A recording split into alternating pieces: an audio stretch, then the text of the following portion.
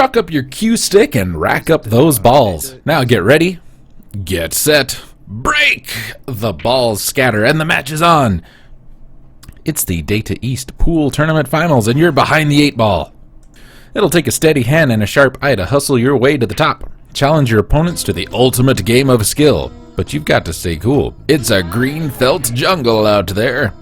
This is Side Pocket, a billiards simulator from Iguana Entertainment and Data East, released in 1993, part of the Side Pocket franchise.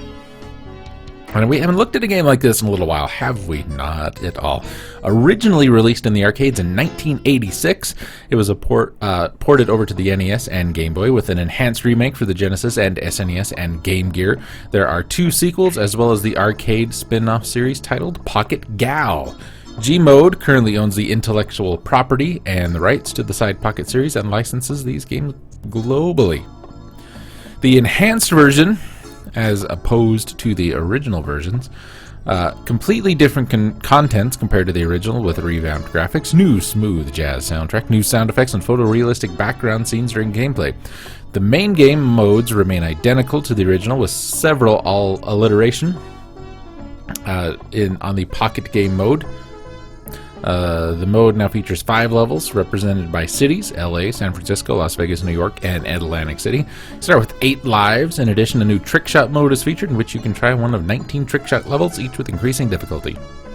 The SNES port is otherwise identical to the Genesis version, apart from a different soundtrack and brighter graphics. GamePro praised the variety of modes in the SNES version, the audio and graphical improvements over the NES version, and the realistic details. They recommended the game, quote, for pool enthusiasts and casual video game pool players alike. There are plenty of great options and genuine pool strategies to keep serious players interested, and yet it's simple enough to play without the manual. The Game Gear version got a mixed review, commenting that the representation of the stick as a stream of balls is cumbersome, the graphics and sound are poor, but determining the precise angle and the power for a shot can be harder than taking a geometry test, but it's definitely more fun. EGM complained of poor sounds, but were more impressed with the graphics on the Game Gear, describing them as exceptional for a portable system. Pardon me.